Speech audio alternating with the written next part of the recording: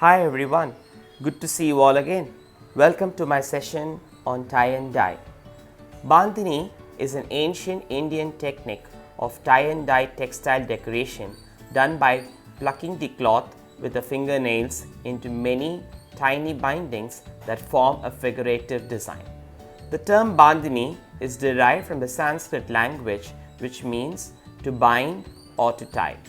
Today, most of these bandhani making centers are situated in Gujarat, Rajasthan, Sindh, Punjab regions as well as in Tamil Nadu where it is known as Sungudi. Today, let's watch a demonstration of some of these interesting bandhani techniques that you can easily create at home. Sunburst technique. Sunburst technique is another interesting tie and dye technique. It is more or less like the bullseye technique, but you will have many sunbursts in one piece of fabric design. So let's see how we can do our sunburst technique. Before that, let's see what all supplies we need for that. You need a white cotton fabric which is starch removed, a Ziplock cover to save your fabric after doing the dyeing process, a plastic bin cover or any plastic sheet to cover your work area, a bowl of water for dampening your fabric, 2 bowls of water, one for mixing with your paints and one for washing your brushes, a palette, some rubber bands, flat and round brushes with grip handle from Faber-Castell fabric paints. These sets come with 12 different colors and they are versatile. They can be used on ceramic, fabrics, canvases, woods and metals. There is also a pearl color in this assorted set which can be used for a lot of other shading effects. So we'll be using these colors to dye our fabric for the sunburst technique. Now let's get started. As a first step, we are going to see our cotton fabric. This cotton fabric is a white poplin fabric. I have already starch removed the fabric. You can soak the fabric in a cup of water or in a bucket of water depending according to the size, and you can remove the starch. And after you remove the starch, you can damp the fabric like how I'm doing now in a small bowl of water and squeeze off the excess water after you soak the fabric.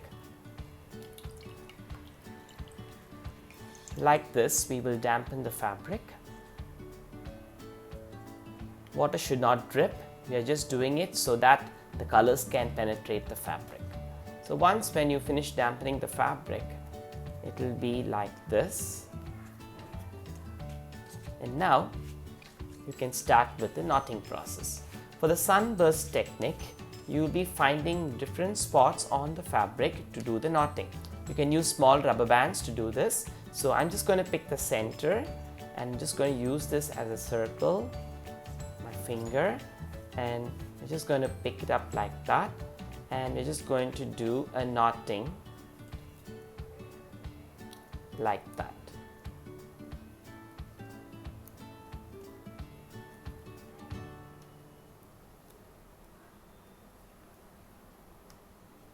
Nice and tight, you need to do the knotting.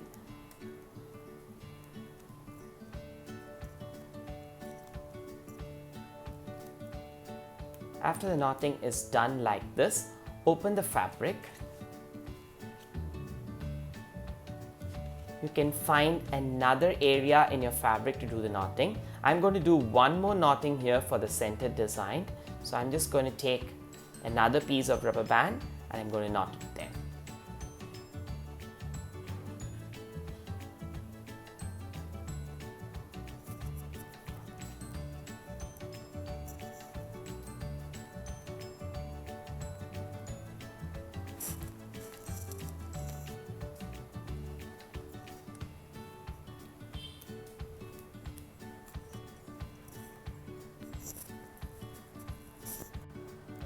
In the same way, on the sides we are going to do some knotting. For that I am going to use my brush. You can just pass your brush like this from the back side to find a small portion of the fabric, and then this small pinch fabric is going to be knotted with the rubber band like this. Like this we can find many areas on the fabric and we will do the knotting and we'll keep it ready. As the next step, we can start mixing our fabric paints in our palette. I've taken some colors like Persian blue, lemon yellow, orange, red, magenta, and I'm also going to take some green. So take the color, drain the excess color, add little water and mix the color and keep them ready for the dyeing process. Like this, mix the required colors and get them ready. Now let's begin our dyeing process on the knotted fabric. So I'm going to use acrylic paints here. I'm starting with the lightest color for my color scheme. I'm using it with yellow. So I'm applying yellow here to the center part of my design. Make sure you press and work the color with your brush into the fabric. Same way, I'm going to apply yellow to these areas.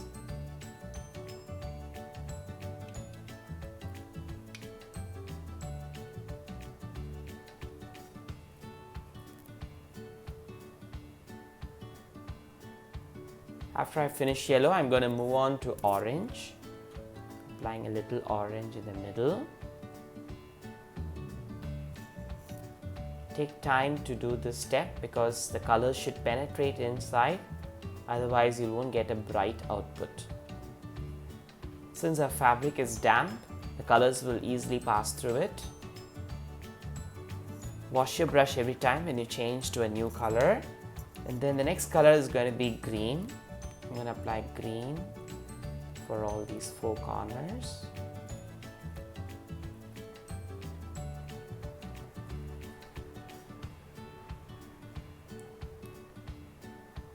And then this outer white part is going to be blue, red, and some magenta. So just give a random application of these colors. Make sure you have a protection plastic sheet underneath while you're working so that it doesn't mess your work area. So like this, randomly fill in the colors and leave it to set for 2 to 3 hours in a Ziplock cover without disturbing it for some time.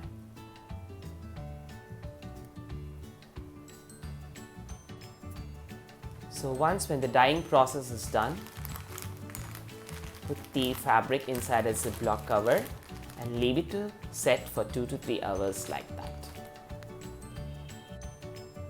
After 2-3 hours of setting time, remove your fabric from the Ziplock cover and start removing all the rubber bands. The fabric will not be fully dry, it will be slightly damp, but it's still okay to remove it like that.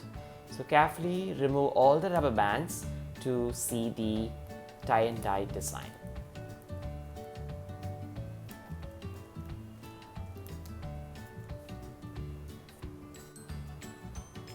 Just remove all the rubber bands from the knotted fabric to see our sunburst design. So after removing it, I'm just going to carefully pull it out and you'll be getting your sunburst design like this on your fabric. If you notice, we have completed now our sunburst design using the fabric paints on the fabric. It's come out really well with vibrant colors.